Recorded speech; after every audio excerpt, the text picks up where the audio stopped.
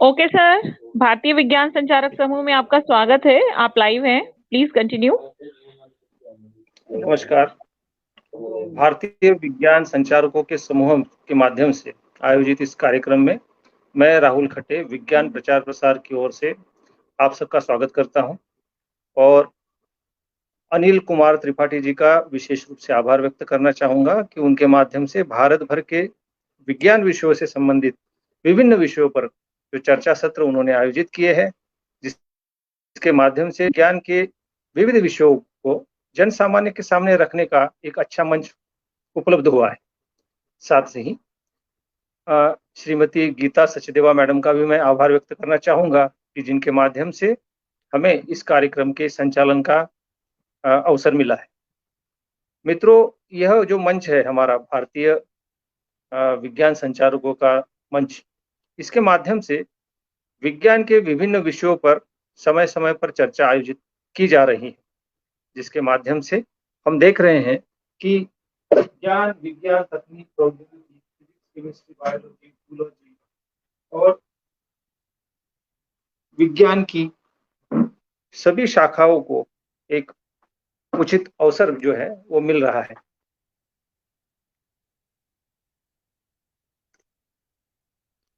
इस मंच के माध्यम से जैसा कि हम देखते हैं कि जो परंपरागत विज्ञान की शाखाएं हैं, जो जैसा कि फिजिक्स हो गया, केमिस्ट्री हो गया, बायोलॉजी हो गया, और इसके माध्यम से पर्यावरण हो गया, प्रदूषण हो गया, और जन सामान्य से जुड़ी हुई जो विज्ञान के विषय है उस पर चर्चा हो रही है।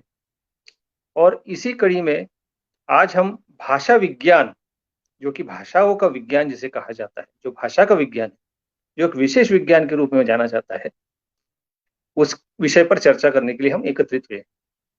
और आप में से जो लोग भाषाओं की जिन्होंने पढ़ाई की होगी, जैसे कि एमए करते हैं, एमफिल करते हैं, पीएचडी करते हैं, वो साथ ही जो स्पर्धात्मक परीक्षाओं की तैयारी करते हैं, उन सब में भाषा से संबंधित कई सारे प्रश्न पूछे जाते हैं। और भाषा से जुड़े हुए लोग तो भाषाओं के बारे में, भाषा की उत्पत्ति के बारे में, भाषाओं के शब्द के बारे में, भाषाओं के व्याकरण के बारे में अच्छी तरह से भली भांति परिचित होते हैं। लेकिन जो ऐसे भी है जो जिनका 10वीं 12वीं के बाद में भाषाओं के साथ में थोड़ा सा संबंध टूट जाता है। हालांकि विज्ञान की शाखाओं के में वो अंग्रेजी माध्यम से ही सभी विज्ञान की विधाओं को पढ़ते रहते हैं।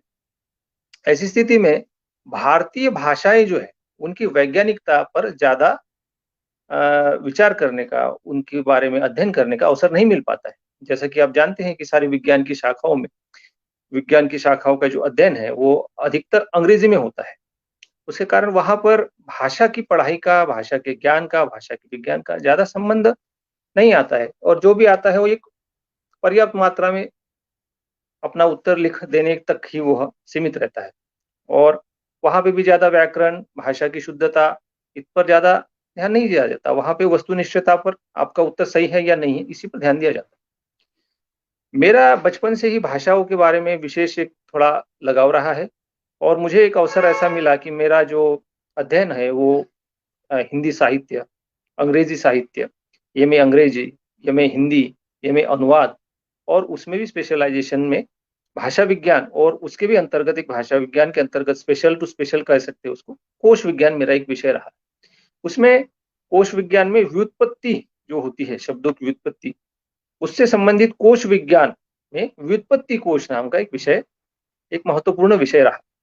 इस विषय में शब्दों की व्युत्पत्ति कैसे होती है, इस पर विचार किया जाता है।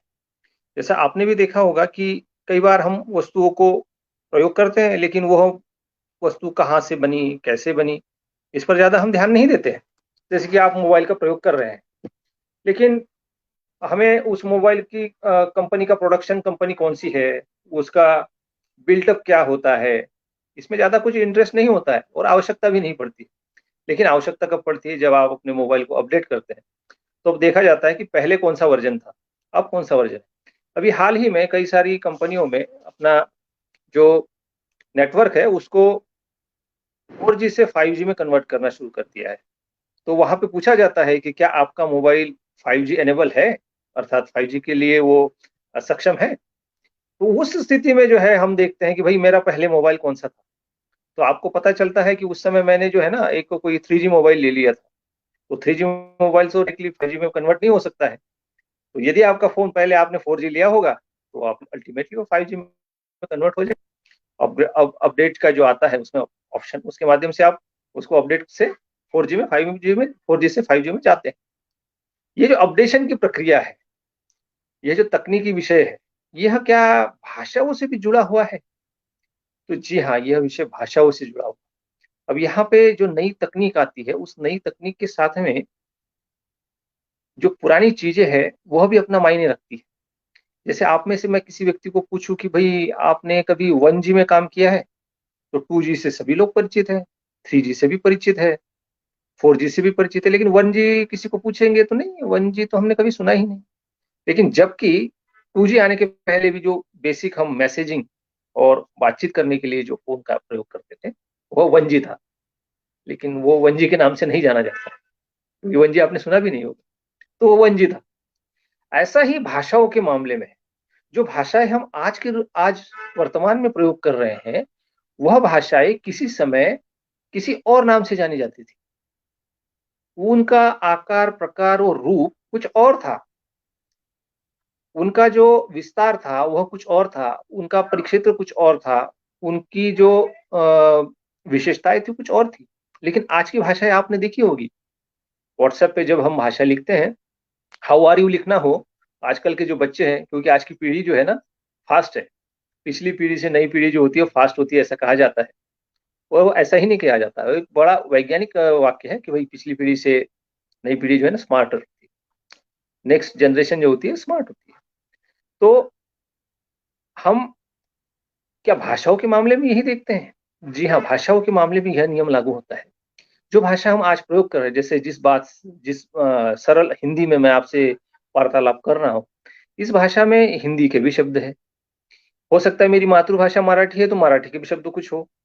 इसमें अंग्रेजी के भी शब्दों का अनायास रूप से हम प्रयोग कर रहे हैं, लेकिन पता नहीं चल रहा है। क्या हम इस भाषा में संस्कृत के भी शब्दों का कुछ प्रयोग कर रहे हैं?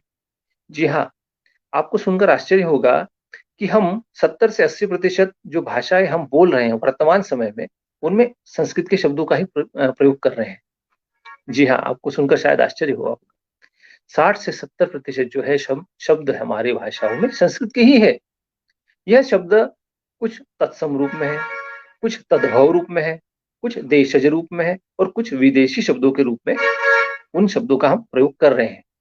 ऐसी स्थिति में ऐसी स्थिति में जब हम देखते हैं कि भाषाओं का रूप बदल रहा है, तो इसके अध्ययन पर एक अलग से विषय रखा गया जिसे हम भाषा विज्ञान, जैसे मैंने पहले भी कहा बताया आपको। तो इस स्थिति में भाषा विज्ञान के अंतर्गत इसे ध्वनि विज्ञान के रूप में रखा गया है। ध्वनि विज्ञान में इन सब विषयों पर अध्ययन किया जाता है कि जिन भाषाओं का हम आज के समय में प्रयोग कर रहे हैं, वह भाषाएँ पहले किस रूप में थी, उनका उनका रूप रंग कैसा था, उनका आकार प्रकार कैसा था। तो जो हम आधुनिक हिंदी आज देखते हैं, इस आधुनिक हिंदी में कई सारे शब्द संस्कृत के आए हैं। अब जैसे मान लीजिए कि हम अ, कंप्यूटर शब्द ले लीजिए। कंप्यूटर शब्द सीधा-सा है, हमें अंग्रेजी से आया है हमारे माध्यम हमारे पास में। अंग्रेजी भाषा का है, हमारी पढ़ाई में भी है।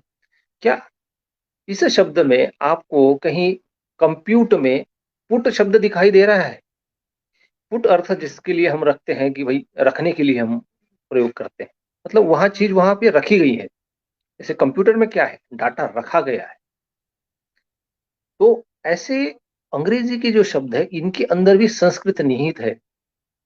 दरअसल हुआ ये है कि हमारे भारत की जो प्राचीन भाषाएँ थी, संस्कृत, प्राकृत, हमारे यहाँ के जो मूल निवासी थे, वह जब व्यापार के लिए, धर्म प्रचार के लिए, रोजगार के लिए, भूकंप के कहा कारण और अन्य कारणों से जब दूसरे देशों में गए, तो अपने शब्द, अपने धर्म ग्रंथ, अपने रिवाज, अपने संस्कार, अपनी मातृभाषा, ये सब साथ में लेकर गए।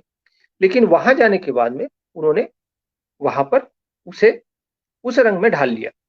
तो जैसे मान लीजिए कि कोई यहाँ का व्यक्ति है, गाँव का कोई व्यक्ति है, गाँव में मान लीजिए धोती, कपड़ा, कमीज़ पहनता है, लेकिन वो क्या गया, एक दिन शहर में गया, शहर में गया तो क्या हुआ, उसे लगा कि नहीं, अरे यह तो रूप रंग मेरा गांव का था, मुझे शहर का रूप रंग ले लेना चाहिए। तो वो क्या करेगा, थोड़ा सा अपनी कमीज बदल लेगा, हो सकता है कमीज की जगह टी शर्ट डाल ले, धोती की जगह जींस पैंट डाल ले। तो ऐसी स्थिति में क्या होगा, क्या वह मूल व्यक्ति बदल जाएगा, क्या उसकी शरीर की आकार प्रकार रचना बदल जाएगी? जी नहीं, वह नहीं बदलेगी। भाषाओं के साथ में भी ऐसा ही हुआ है। जो मूल संस्कृत के ग्रंथ थे, उनमें जो संस्कृत के शब्द थे, वह जब विदेशों में गए तो अपना आकार प्रकार रूप रंग बदल गया। उनका आकार प्रकार रूप बदल गया तो वो क्या हो गए, उन्हें थोड़ा अपभ्रंश कहा जाने लगा। भ्रंश मतलब होता है बिगड़ जाना। भ्रंग शब्द आपने सुना होगा, बिगड़ा हुआ। उसका रूप रंग आकार प्रकार बदल जाता है, उसको थोड़ा नेगेटिव सेंस में लिया जाता है, लेकिन हम यदि पॉजिटिवली ले तो उसका बदला हुआ रूप जो है, बिगड़ा हुआ नहीं, बदला हुआ रूप ही नई भाषा बन जाती है। जैसे संस्कृत से कई सारी शब्दों की उत्पत्ति आपने देखी होगी। भारतीय भाषाओं की शब्द उत्पत्ति संस्कृत से हुई है, ऐसा सब लोग मानते हैं। जैसे कि मराठी है, मराठी की उत्पत्ति प्राकृत से मानी जाती है।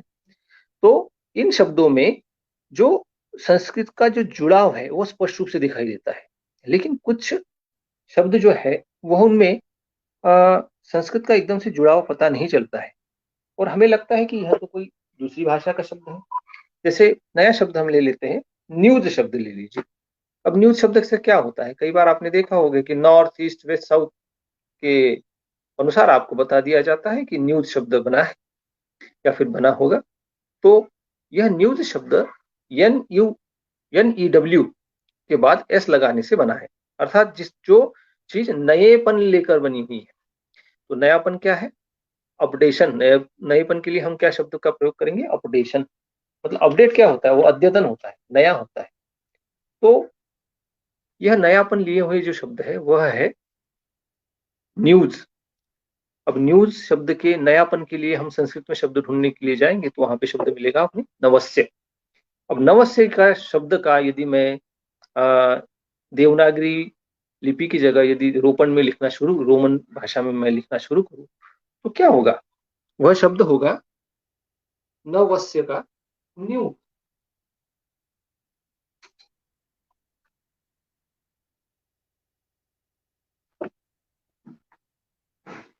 नवस्य शब्द को यदि मैंने अंग्रेजी के NAWASYA ऐसा लिखा और उसको वह रूप यदि और आगे जाके और बिगड़ गया तो वह NEWSC बनेगा।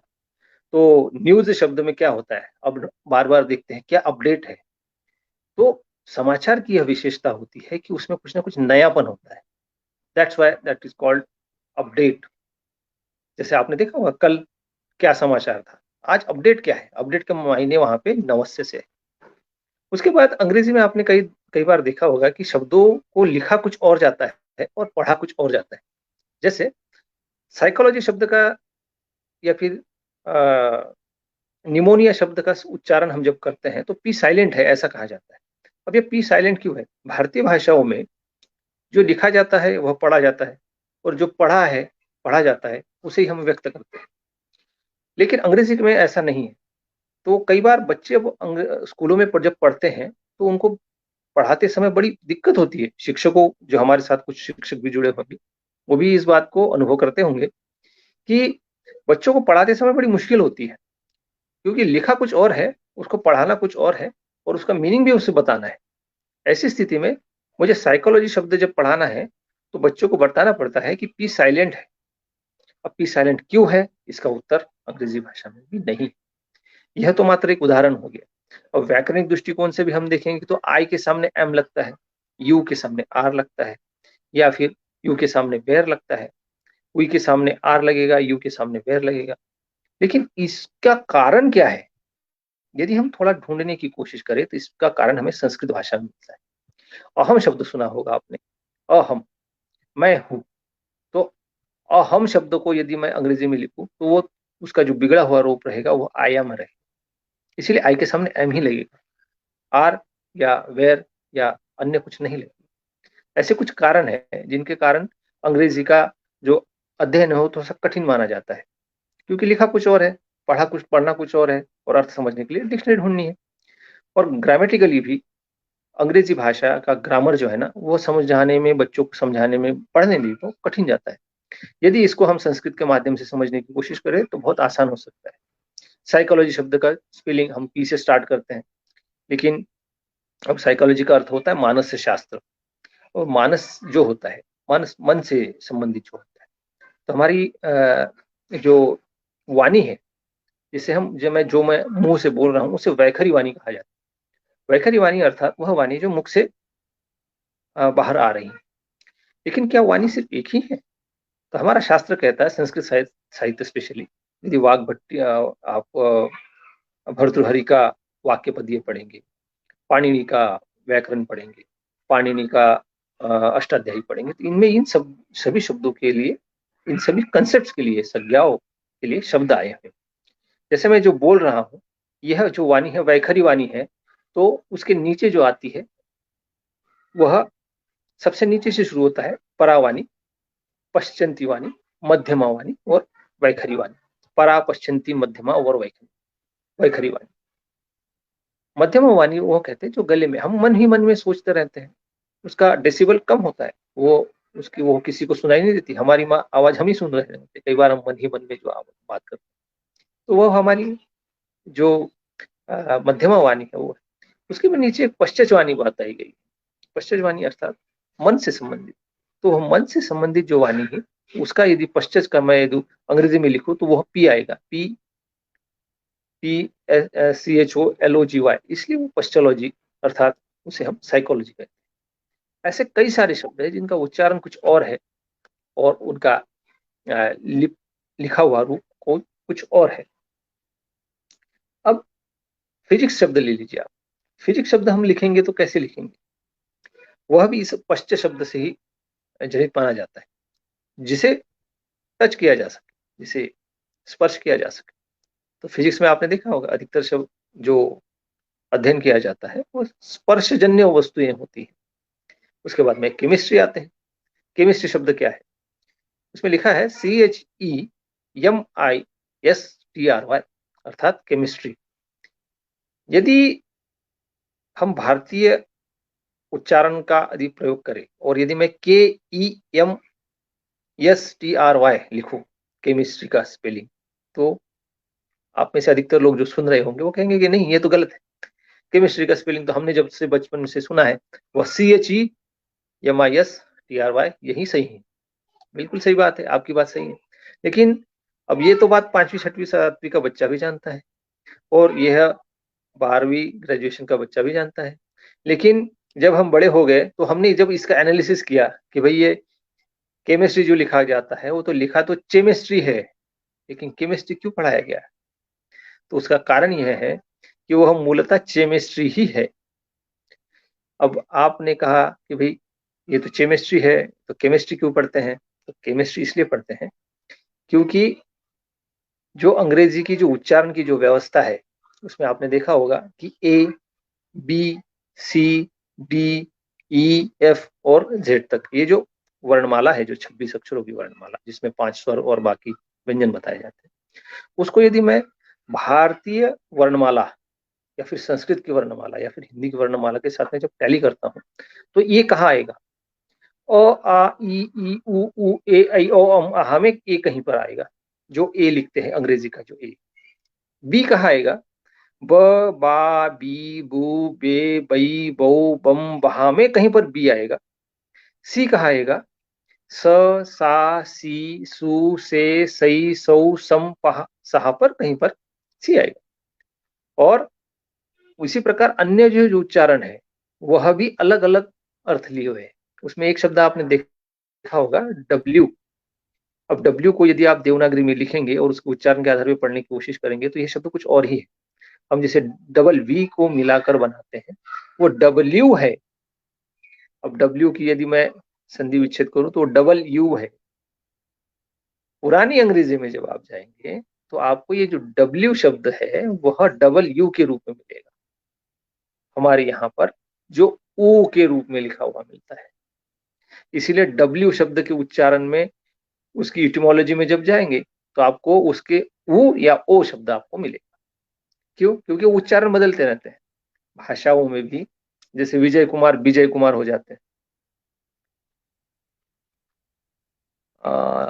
जैसे मान लीजिए कि फर्नांडिस शब्द आपने सुना होगा, और उसी ध्वनि के सामने रखने वाला फडणवीस हमारे पास शब्द है।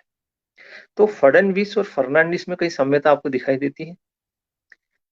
एंथोनी गोन्साल्विस और एकनाथ गोसावी या फिर एकनाथ गोस्वामी में कई साम्यता दिखाई देती है। रॉबर्ट और रविंद्र, इनमें कहीं साम्यता दिखाई देती है। निश्चित रूप से इनमें कहीं ना कहीं साम्यता है, लेकिन ये क्या है, रूप बदल गया है। इसीलिए मैंने सबसे पहले मोबाइल का आपको उदाहरण दिया था कि 2G mobile, 3G mobile, 4G mobile, 5G mobile. हमारे पास जो 5G मोबाइल है ये कभी 2G मोबाइल था, लेकिन उसका परिवर्धित, परिष्कृत, अपडेटेड वर्जन हम आज उसे 5G के रूप में प्रयोग करते हैं। उसका नेटवर्क फास्ट मिलेगा, उसकी पिक्चर क्वालिटी फास्ट मिलेगी, पिक्चर क्वालिटी स्पष्ट मिलेगी और अन्य चीजों में भी वो एडवांस मिलेगा। लेकिन यह उस मूल 2G फोन या फिर 3G फोन का ही अपडेटेड वर्जन है। लेकिन आजकल जैसे मान लीजिए 2022 में जिस बच्चे का जन्म हो गया, उसे मैं यदि बताऊं कि हमारा जो 5G फोन है यह कभी 2G फोन का ही नेक्स्ट पीढ़ी है, तो वह नहीं मानेगा, क्योंकि उसने डिब्बा फोन देखा ही नहीं, जिस फोन से केवल फोन आता था और SMS जाता था। ऐसे ही भाषाओं में हमारे जो पूर्वज है, आपने भी देखा होगा, ये सारी बातें व्यवहार में है। जैसे आपने देखा होगा कि हम जिस 14 जनवरी को, जहां तक मेरा ध्यान है, जनवरी में ही मनाते हैं हम संक्रांति जो, तो वह कभी 14 में आती है, कभी 15 में आती है। कुछ पुराने लोग मिलेंगे, त्रिपाठी जी हमारे साथ है, वो शायद बता सकते हैं। कई बार वह जो मकर संक्रांति थी वह 13 तारीख को आती थी, वो धीरे धीरे 13 से 14 में शिफ्ट हो गई, 14 से 15 में हो गई। और हो सकता है कि हमारे आज से लगभग 15-20 साल के बाद में वही मकर संक्रांति 16 या 17 में चली जाए। तो यह आश्चर्य की बात नहीं है, क्योंकि ये परिवर्तन होता रहता है। तो सेम, जैसे सेम शब्द मैंने बोला, तो हमारे संस्कृत में एक शब्द है सम। अब सम और सेम में क्या सेम है, आप थोड़ा सा विचार कीजिए। बालों को जब हम हेयर फेयर करते हैं तो वो हेयर फेयर करने की एक क्रिया है, क्रिया बाद में नाउन में परिवर्तित हो गई, उसे हमने हेयर कहा। उसके बाद में स्पेक्ट्स, आप देख रहे हैं मेरे चेहरे पे जो स्पेक्ट लगा है, जो चश्मा लगा है, उसके लिए अंग्रेजी में कहते हैं स्पेक्टेकल्स। स्पेक्टेकल क्या है, हमारे पास एक स्पेक्ट शब्द है और एक शब्द है स्पष्ट। अब स्पष्ट का ही तो कहीं बिगड़ा हुआ रूप स्पेक्टेकल है या नहीं है, ये हमारे जो दर्शक जो देख रहे हैं वो शायद मुझे कमेंट कर कर बताएं, उनकी राय बहुत जरूरी है। क्योंकि जो शोध होते हैं उसमें ऐसा नहीं होता है कि किसी व्यक्ति ने कह दिया और उसका वो गाना अंतिम हो गया। हमें चर्चा, डिस्कशन, ये सब कुछ करते रहना चाहिए। हो सकता है इससे अन्य मिलता जुलता शब्द आपको मिल जाए। अक्ष शब्द आपने सुना होगा, हमारी आम हिंदी भाषा में आंख शब्द मिलता है जिसके लिए, और उसी का मिलता जुलता रूप अंग्रेजी में EYE, आई मिलता है। क्या अक्ष में, आंख में और आई में कुछ साम्यता है? जी हाँ, इसमें साम्यता तो है। यह तीनों चीजें एक ही चीज को प्रदर्शित कर रही हैं, लेकिन ध्वनि साम्यता के आधार पर, व्युत्पत्ति के आधार पर हमारा अनुमान ये है कि ये अक्षर शब्द का ही बिगड़ा हुआ रूप है। एक है अक्ष, दूसरा और एक अक्ष है जिसे हम एक्सल के रूप में प्रयोग करते हैं। एक्सल, जिसके इर्द गिर्द पहिया घूमता रहता है, वह एक्सल, वह भी अक्ष है, और अक्ष, वह भी अक्ष है। तो एक्सल, वहां पे एक्सल बन गया, यहाँ पे आई बन गया। अक्ष ही है, वहां पे भी अक्ष है, यहाँ पे भी अक्ष है। ऐसे कई सारे शब्द। हस्त का हैंड बन गया। उसके बाद में सदरा शब्द है मराठी में, अंग्रेजी में शर्ट शब्द है। पतलून शब्द है, पैंट है। पाजेरो नाम का एक परिधान पहना जाता है विशेषता महिलाओं के माध्यम से। पायजामा हमारे पास शब्द है, देशी भाषा में, हिंदी में शब्द है पायजामा। क्या उस पाजेरो का, उससे पाजेरो, शायद मुझे थोड़ा सा उच्चारण, मुझे थोड़ा इसमें डाउट है, एग्जैक्ट उसका उच्चारण कुछ और है। तो क्या इनमें साम्यता होना एकमात्र संयोग है? जी नहीं, ये संयोग नहीं है। यह एक से दूसरी पीढ़ी में जाके, दूसरी पीढ़ी में तीसरी पीढ़ी में जाके ये शब्द परिवर्तित हो जाते हैं। और भाषा विज्ञान के आधार पर यदि हम कहें तो विश्व की जितनी भाषाएं हैं, जैसे कोई पेड़ है, उस पेड़ में कई सारे पत्ते लगे हुए हैं, उन पत्तों की पत्ते जिन शाखाओं पर लगे होते हैं और वह शाखा जिस तने से जुड़े हुए रहते हैं और वह तना जिन जड़ों से जुड़ा हुआ रहता है, वह कहीं एक ही होता है। बाद में वो पत्ते अलग अलग शाखाओं पर अलग अलग दिखाई देते हैं, लेकिन उसकी मूल जड़ में कहीं एक तत्व होता है। भाषाओं का यदि हम कोई वृक्ष बनाए जिसमें इंडो यूरोपियन भाषाएं रख दी, जर्मनी की भाषाएं रख दी, बाल्टिक की भाषाएं रख दे और अन्य भाषाएं रख दे जो भारत से कई कोसों लाखों करोड़ों किलोमीटर दूर है, उनका भी संबंध कहीं ना कहीं भारतीय भाषाओं से परिलक्षित होता रहता है। तो ये जो भाषा विज्ञान का जो अध्ययन है, उसके माध्यम से हम इस निष्कर्ष पर पहुंचे हैं कि जो सिद्धांत हमें बताया गया है कि भाई आर्य भारत में आए और उन्होंने कोई एक विशेष भाषा हमारे पर लाई और उसके बाद उससे भाषा का प्रयोग इस देश में होने लगा, यह सिद्धांत तो पूर्णतः उल्टा है। ये आधुनिक विज्ञान जो लेटेस्ट जो रिसर्च हो रही है वह सामने उससे आया हुआ निष्कर्ष मैं आपको बता, out of India theory, Aryan invention theory नहीं, आउट ऑफ इंडिया थ्योरी। क्योंकि क्या होता है, कोई चीज अंतिम नहीं होती है शोध रिसर्च में। तो क्या यह आउट ऑफ इंडिया थ्योरी मतलब हमारे भारत के लोग व्यापार के कारण, भूकंप के कारण, प्राकृतिक आपदाओं के कारण, विवाह के कारण, पढ़ाई के कारण और अन्य कारणों से जो बाहर गए, उनके कारण जो हमारी मूल संस्कृति के शब्द लेकर गए, उनके रूप परिवर्तित हो गए और उसके बाद से ये जो विदेशी भाषाएं है वह विकसित हुई, ऐसा एक निष्कर्ष हमारे सामने आता है। आप में से कई सारे जो हमारे जो दर्शक है उसमें से कुछ शोधार्थी होंगे, वो अवश्य मुझे अपनी प्रतिक्रिया देंगे बाद में कि भाई जो उन्होंने जो हमने बात कही है वो कितनी सही है। आउट ऑफ इंडिया थ्योरी, इस पर मैं विशेष रूप से आपका विचार जो है वह आपसे विचार आमंत्रित है कि इस पर अवश्य कमेंट में आप मुझे कमेंट में बताएं। फिजिक्स के बारे में बताया आपको, केमिस्ट्री के बारे में बताया। अब केमिस्ट्री जो है, केमिस्ट्री जो है जिसे मैं केमिस्ट्री कहता हूँ, आपने एक शब्द सुना होगा, रसोई में प्रयोग किया जाता है चम्मच। उस चम्मच से हम आमतौर पर द्रव पदार्थों को खाने के लिए प्रयोग करते हैं। उस चम्मच का चम्मच से कोई संबंध है? चम्मच केमिस्ट्री का शब्द है। चम्मच, चम्मच और केमिस्ट्री अर्थात केमिस्ट्री अर्थात द्रव पदार्थ का विज्ञान अर्थात केमिस्ट्री। यह शोध आप बताइएगा कहां तक सही है। उसके बाद में हमारे पास में और कई सारे शब्द जो जैसे है, कार शब्द है, कार, CAR, कार। तो कार शब्द क्या लगता है आपको, किससे आया होगा? हमारा शोध यह कहता है कि कार शब्द जो है वह चर अर्थात चलने की सेंस में आया है। चर का बिगड़कर कार हो गया, मात्र लिपि परिवर्तित हो गई है, मूल भाव वही है। लिपियों के बदलने से भाषाएं अलग अलग लगती है। अब भारत की कई सारी भाषाएं हैं जिनकी लिपि देवनागरी ही है। मान लीजिए आप एक हिंदी भाषी व्यक्ति हैं और आपके सामने सबसे पहले यदि मराठी का टेक्स्ट लाकर रख दिया जाए, तो आप पहली नजर में ये पहचान नहीं सकते हैं कि वह टेक्स्ट मराठी का है या हिंदी का है। आपको वाक्य रचना वैसी मिलेगी, जहां पे हिंदी में है होता है, मराठी में आहे लिखा हुआ रहेगा। जहां हिंदी में खड़ी डंडी दिखाई देगी, वहां पे मराठी में बिंदी लगाई दिखाई देगी। तो जो भाषाएं भारत की है और जिनकी लिपि देवनागरी है, जैसे नेपाली भाषा है, नेपाली चैनल आपने कभी देखा होगा, सुना होगा, उसमें कई सारे शब्द जो है ना ऐसे लगते हैं यार ये तो हमारे हिंदी के जैसे ही कुछ बिगड़ा हुआ स्वरूप। गोवा की भाषा है कोंकणी भाषा, कोंकणी मराठी कई सारी साम्यताएं, उनकी लिपि भी एक है। आप देखिएगा कभी, आपके टीवी पर सारे अवसर उपलब्ध है भाषा विज्ञान की स्टडी करने की। भाषा विज्ञान एक ऐसा विषय है, आपकी जानकारी के लिए बता दूं, भाषा विज्ञान की पढ़ाई आप चलते चलते कर सकते हैं।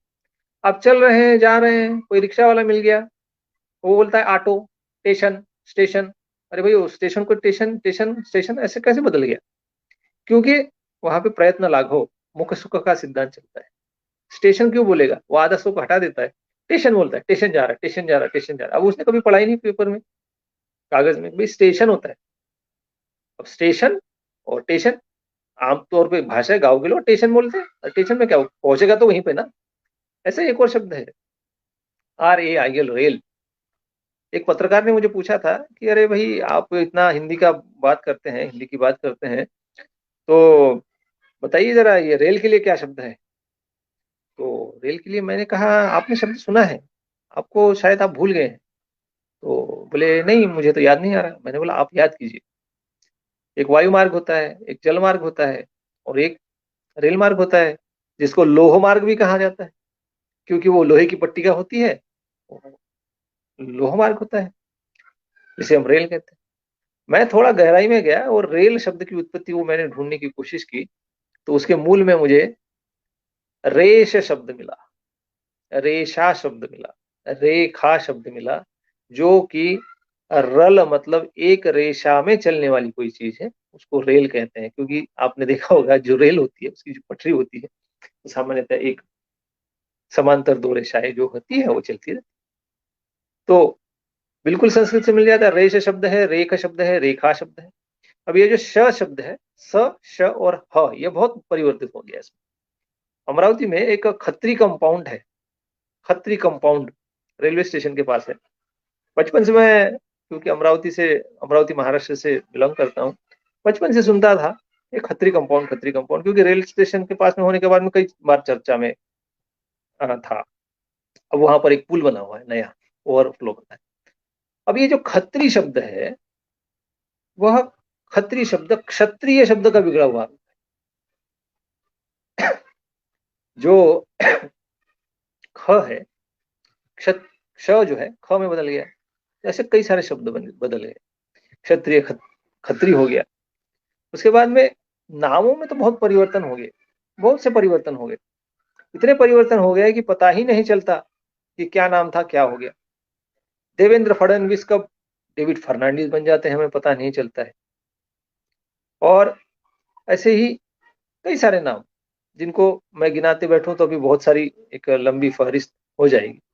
तो क्योंकि हमारे आज की इस चर्चा का विषय विज्ञान और तकनीकी से विषय से जुड़ा हुआ है, इसलिए उस पर थोड़ा फोकस करते हैं। तो रेश हो गया, रेल हो गया। एक और शब्द हमारे पास आता है, सिनोनिम शब्द आता है। सिनोनिम्स, सिनोनिम क्या होता है? सिनोनिम समानार्थक शब्द होता है। अब यदि मैं बोलूं कि समनाम का बिगड़ा हुआ रूप यदि सिनोनिम है, तो कहां तक आपको यह उचित है या नहीं है, आप बताइए। कंदील शब्द है, कंदील, कंदील शब्द गांव में प्रयोग किया जाता है। अंग्रेजी में शब्द मोमबत्ती, मोमबत्ती जो होती है, जो प्रकाश देती है, उसे कैंडल कहते हैं। अब कंदील और कैंडल का कहीं कोई रिलेशन है क्या, या कंदील का ही बिगड़ कर कहीं कैंडल तो नहीं बना है? इस पर आप अपनी आवश्यक टिप्पणी मुझे दीजिएगा। एक और शब्द है मराठी में, लखलखाट। लखलखाट मतलब बहुत जब तेज रोशनी रोशनी होती है और ब्लिंकिंग होता है, उसे बोलते हैं लखलखाट। मराठी में जो लखलखाट शब्द है, वो संस्कृत में जाने से एक लज धातु मिलती है। इसका अर्थ होता है प्रकाश, दीप्तिमान होना। तो क्या वह उसका ही बिगड़ा हुआ रूप तो नहीं है? क्योंकि जो लाइट शब्द है उसमें यदि उच्चारण के आधार पर आप शब्द को पढ़ेंगे तो वो लीज लिखा है, LIGHT लिखा है। तो यह, जैसे अभी आपने देखा, जैसे ही लाइट गई तो डार्कनेस अर्थात अंधेरा आ गया। कोई समस्या नहीं, हमारी जो चर्चा चल रही है यहाँ पे थोड़ी सी लाइन की समस्या, लाइट की समस्या है, इसलिए हम वॉइस के माध्यम से जुड़े हुए हैं।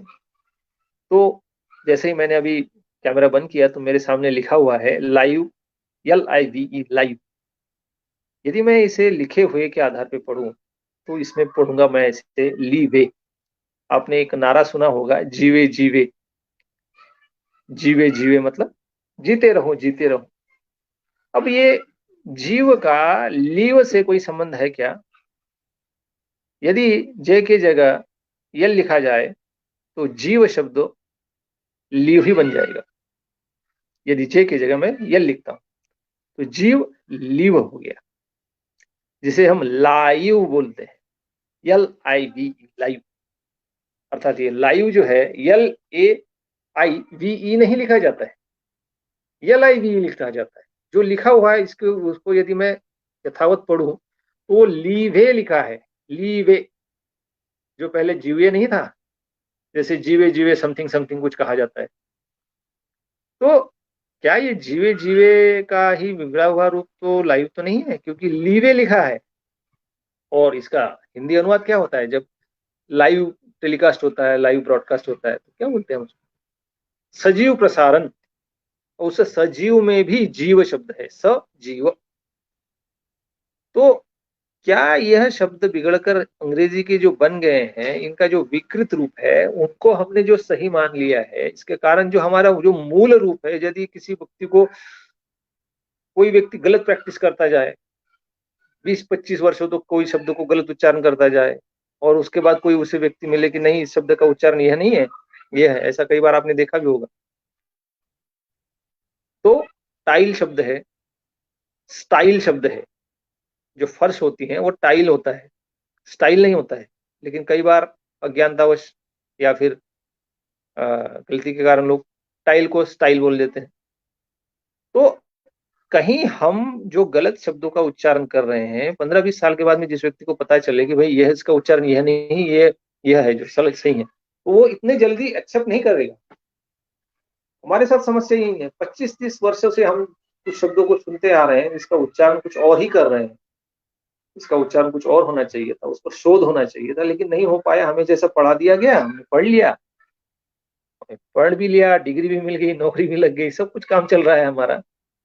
लेकिन शब्द अपना वास्तविक पहचान, शब्द अपनी वास्तविक पहचान जो है, शब्द अपनी वास्तविक पहचान के लिए अभी भी भटक रहे हैं कि भाई मेरी वास्तविक पहचान तो मुझे बता दो।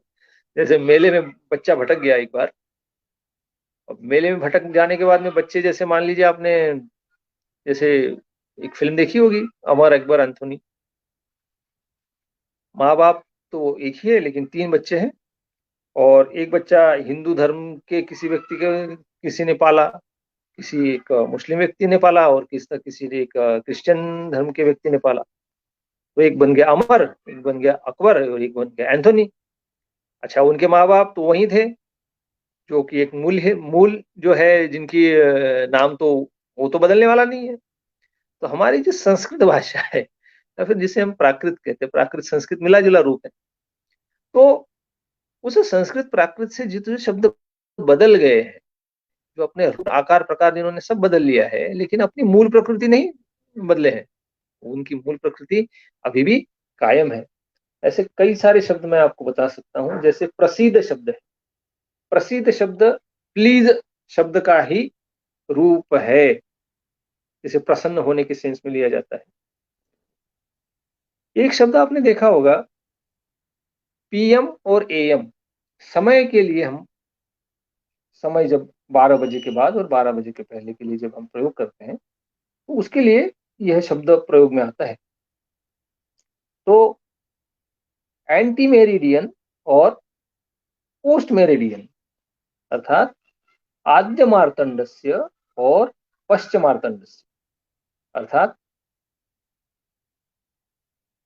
मार्तंडस्य मतलब 12 बजे का जो सूर्य है, और 12 बजे का बाद का समय, अर्थात पश्चिम, अर्थात पोस्ट शब्द का जो है, पश्चिम से बिगड़कर पोस्ट शब्द बन गया, तो वो पीएम हो गया।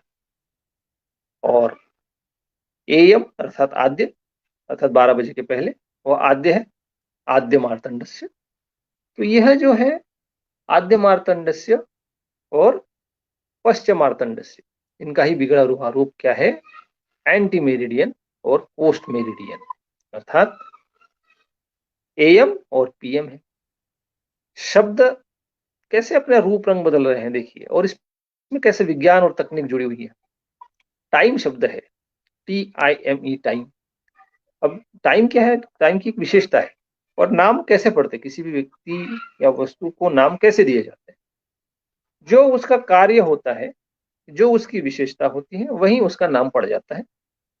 जैसे टाइपराइटर, टंकक, टंकक का अर्थ वह व्यक्ति जो टंकन कार्य कर रहा है। स्टेनोग्राफर, अर्थात जो स्टेनोग्राफी का कार्य कर रहा है। तो उस वस्तु को, व्यक्ति को वही नाम दिया जाता है जो वह कार्य कर रहा है। तो जो समय है वो निरंतर चलता रहता है, वह है गतिमान है, अर्थात गतिमय है, अर्थात उसमें गतिम यह शब्द आता है। लेकिन GATIM यदि मैं लिखूं और उसका शुरू का ग यदि आद्य लोप हो गया भाषा विज्ञान के अनुसार, तो वह शब्द बनेगा टाइम। गतिम का आद्य लोप हो गया, कौन से आद्य लोप हो गया? जी का आद्य लोप हो गया, तो उससे हो गया शब्द टाइम। ऐसा कई बार आपने देखा होगा, गतिम का जिस पर टाइम हो गया। हॉस्पिटल शब्द है, एक बार मैं जब एक हॉस्पिटल के सामने से रात के समय में गुजरता था, रात के 8 बजे, तो वहां पे लिखा रहता था विवेकानंद हॉस्पिटा। अभी हॉस्पिटा क्या है? क्योंकि वो जो नाम की जो प्लेट लगी थी उसमें लाइट्स लगे थे और वह लाइट्स रात के 8 बजे जलते थे। सुबह 10 बजे मैं वहां से जब गुजरता हूँ तो वहां पे लिखा रहता था विवेकानंद हॉस्पिटल। अब ये हॉस्पिटल का हॉस्पिटा, जैसे मान लीजिए कि कोई छोटा बच्चा रोज रात को 8 बजे वहां से गुजरता है तो वो यही पढ़ेगा कि अपनी माँ को बताते समय यही बताएगा कि माँ मैं रोज विवेकानंद हॉस्पिटल के सामने से आता हूँ और सुबह 10 बजे जब जाता हूँ तो विवेकानंद हॉस्पिटल के सामने से जाता हूँ। अब वो जो हॉस्पिटल था, वो हॉस्पिटल शब्द जो है वो बदल गया। क्यों? क्योंकि एल की लाइट बंद थी रात के समय में।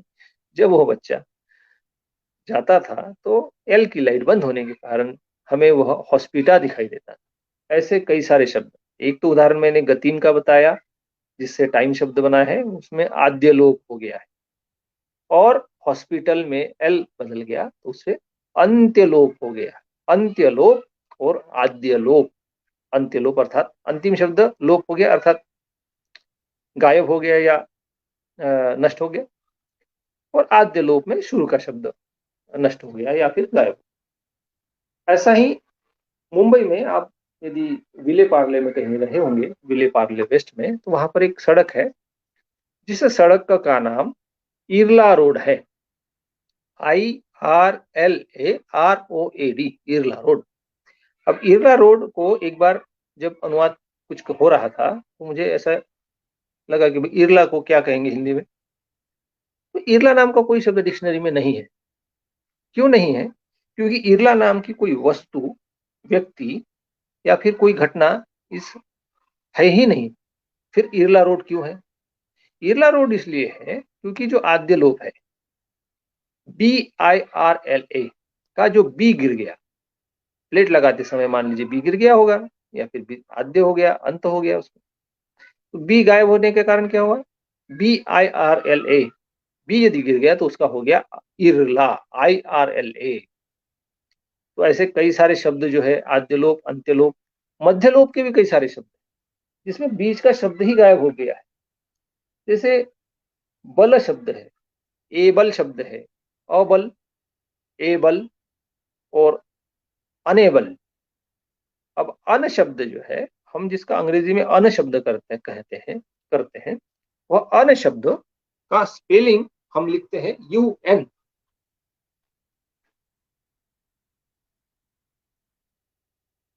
तो जो UN हम जो लिख रहे हैं उसका उच्चारण क्या यू की ध्वनि अंग्रेजी में नहीं है? जी हाँ है, यू है, वाई भी है, लेकिन उसको अन कहते हैं, अनेबल, अनअवेलेबल।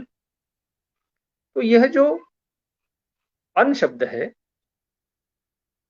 जिसका उच्चारण अन किया जाता है लेकिन उन लिखा जाता है, उसी प्रकार एक और शब्द है, रेल में जब हम सफर करते हैं तो हमें दिखाई देता है वहां पे एक अपर बर्थ होता है और एक लोअर बर्थ होता है। अब अपर का स्पेलिंग आप देखेंगे ध्यान से, UPPER लिखा है।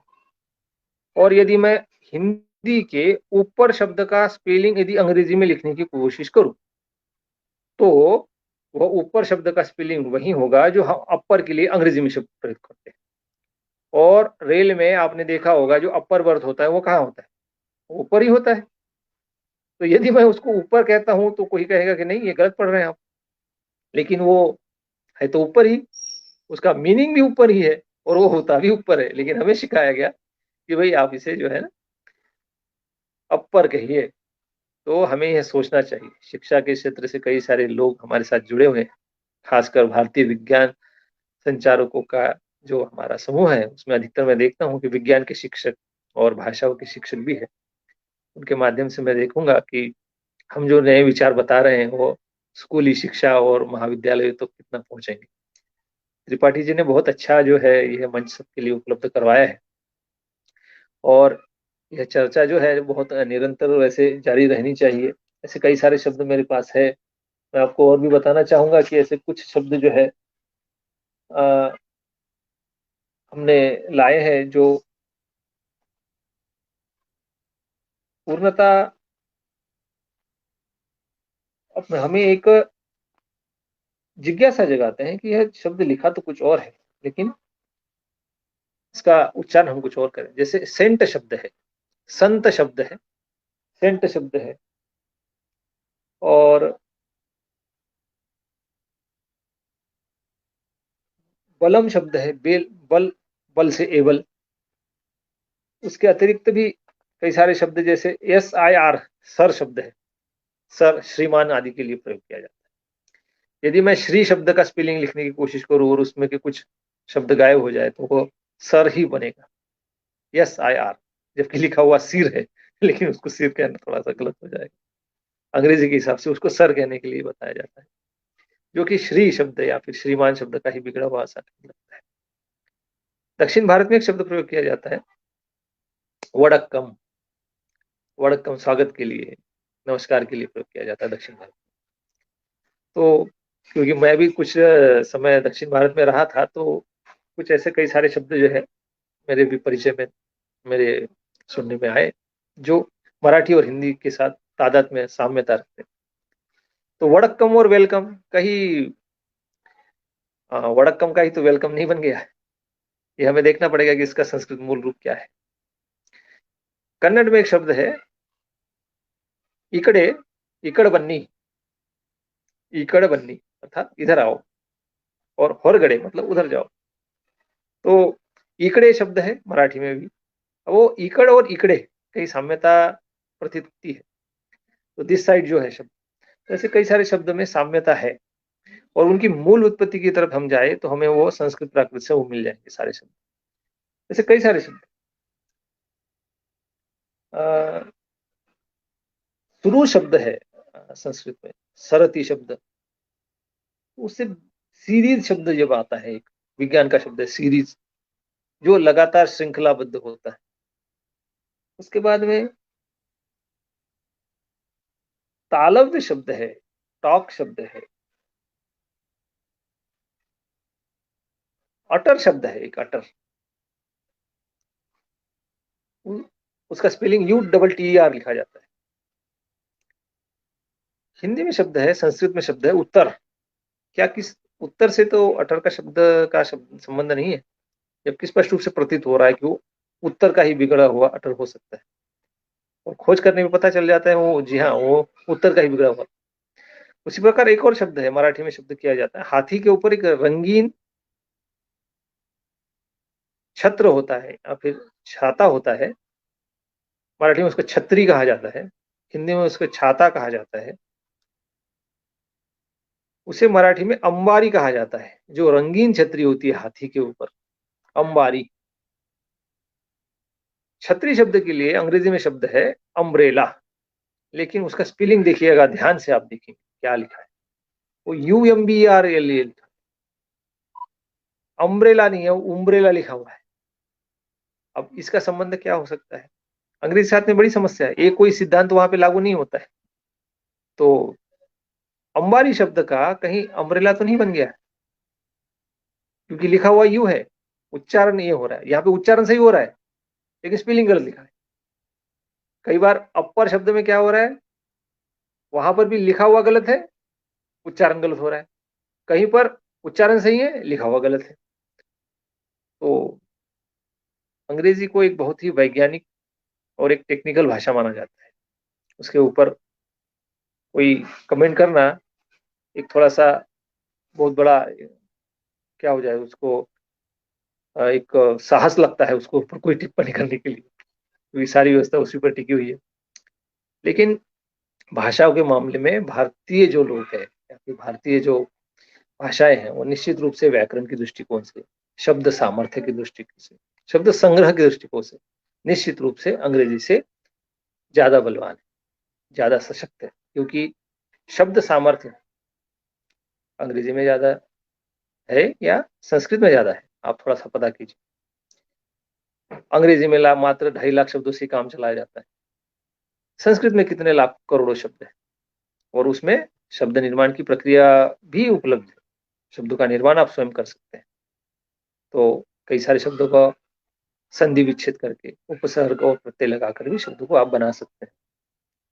तो एक और शब्द हमने देखा बृहत्तर, उधर शब्द देखते हैं बिगर, और अन्य भी कई सारे शब्द हैं। लगभग 10,000 शब्द जो है हमें ऐसे मिले कि जो संस्कृत से साम्यता रखते हैं। THIMBLE थिम्बल शब्द है, मराठी में थेम्ब शब्द है, मतलब बूंद बूंद टपकना, इसके लिए वो शब्द है। अंकल शब्द है एक, अंकल, अंकल शब्द का स्पेलिंग UNCLE, अंकल लिखा जाता है। हमारे यहाँ पे एक शब्द है मराठी में, जैसे बोला जाता है बच्चों को माता पिता तो संभालते ही बड़े, जैसे पहले संयुक्त परिवार की एक जो व्यवस्था थी उसमें माता पिता तो बच्चों को संभालते ही थे, जो आस पड़ोस के रिलेटिव होते थे जैसे मासी, चाचा, फूफा, दादा, दादी, यह भी बच्चों को संभालते थे। तो जो बच्चे अच्छे हट्टे कट्टे होते हैं थे या फिर अच्छे उन छोटे बच्चों से थोड़ी आयु में ज्यादा होते थे, वो अधिकतर उन बच्चों को संभालते हैं, आज भी संभालते हैं, आपने देखा होगा।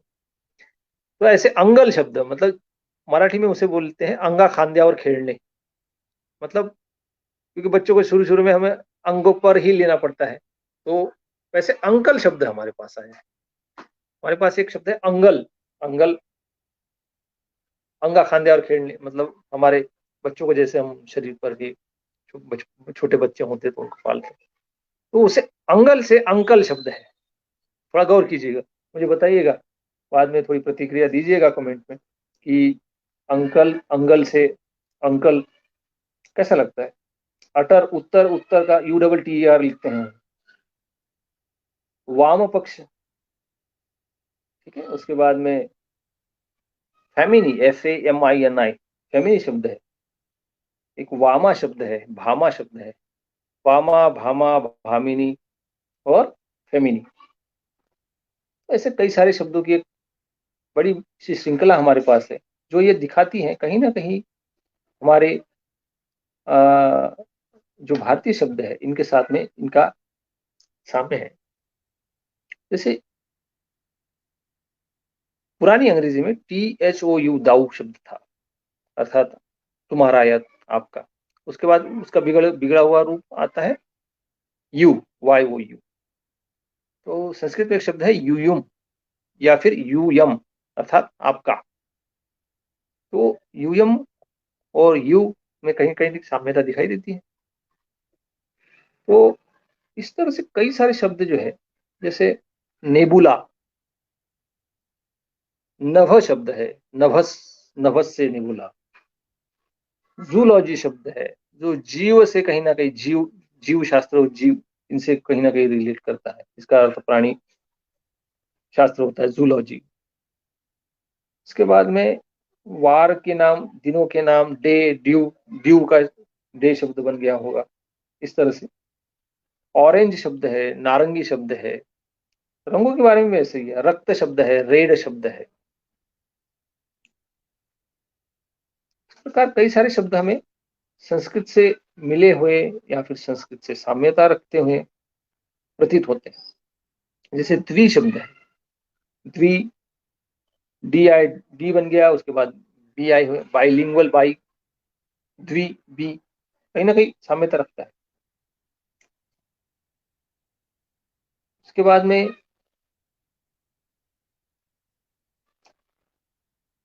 कत्तीन शब्द आते हैं। कत्तीन, कातना, मतलब जो कपास होती है उस कपास से बिनोले को, और रेशे और बिनोले को अलग करने की क्रिया को कताई कहते हैं, या फिर कत्तीन शब्द उससे आता है। कत्तीन और बुनकर शब्द आपने सुना। तो कताई, कत्तीन और कॉटन में कहीं ना कहीं साम्यता दिखाई देती है, क्योंकि वहां पे भी टी है, डबल टी है। ये कताई शब्द का, कत्तीन शब्द का, कुट्टीन शब्द का, दक्षिण भारत में कुट्टीन शब्द है, बहुत साम्यता रखता है। और शब्द आता है WIDTH विथ, अर्थात छोटी उंगली से अंगूठे तक की जो अंतर है उसे नापने के लिए प्रयोग किया जाता है। हिंदी में उसे बित्ता कहा जाता है। तो वह बित्ता, और मराठी में उसे रुंदी कहा जाता है। मराठी में इसके लिए शब्द है वीत, वीत वर जागा, मतलब छोट अंगूठे से लेकर तो छोटी उंगली तक का अंतर, उसे वीत कहा जाता है। उस वीत का WIDTH वीत कई साम्यता रखता है। अवश्य सोचिएगा कि ये साम्यता, इतनी साम्यता क्यों है। रेश, रेग, रेल। उसके बाद में आयु शब्द है संस्कृत का, तो आयु से रिलेटेड लाइफ शब्द है, जीव शब्द है, लीव शब्द है, लाइट है। अब लाइट शब्द में लीज धातु है जो चमकने से संबंधित, लाइट जो प्रकाश देता है। LIGHT लाइट का अर्थ, एक और अर्थ हल्का भी होता है। उस शब्द का अब में से कई सारे लोगों को प्रश्न पड़ा आया होगा कि भाई लाइट है तो लिज भी जो है तो सही है, लेकिन हल्कापन जो है, जिसमें हल्कापन होता है, उसे, उसके लिए संस्कृत में शब्द है लाघव, प्रयत्न लाघव। क्या उस लाघव का लाइट दूसरा दूसरा जो लाइट है वो तो नहीं आया है। तो ये सारी कई सारी चीजें जो है, यह हमें यह इंगित करती है कि इन शब्दों का संस्कृत से, प्राकृत से, इन सभी शब्दों से, जैसे गम शब्द है, गम का गो, हनु, जानू, हनुअटी, चिन, जौ, डेंट, दंत, टूथ, नास, नासिका, लिप, लब, लबों पर बात आना, लिप पर बात आना, भ्रू, ब्रो, आईब्रो, अक्ष, आंख, टंग, जीवा, गर्दन, मान, नेक, पाद, पाद प्रक्षालन जिसे कहा जाता है, उससे फुट शब्द। तो एक और शब्द हम देखते हैं संस्कृत में, ग्लो, अर्थात चेहरे की जो चमक होती है, उसके लिए GLOW, GLO ये शब्द प्रयोग किया जाता है। GLOW भी लिखा जाता है, उसका अर्थ होता है चेहरे की चमक। तो उससे वह जो शब्द है संस्कृत की जो डिक्शनरी है उसमें मिलेगा आपको। उसका अर्थ यह है चंद्रमा या फिर चमक। तो क्या उस चंद्रमा और चंद्रमा की चमक का चेहरे की चमक से कोई संबंध है? तो वो ग्लो शब्द संस्कृत की डिक्शनरी में आपको आधा ग, ल और दो मात्राएं, इस प्रकार ग्लो शब्द वहीं मिलेगा। तो ग्लो का अंग्रेजी के GLOW ग्लो से क्या संबंध है, आप अवश्य तलाश करेंगे।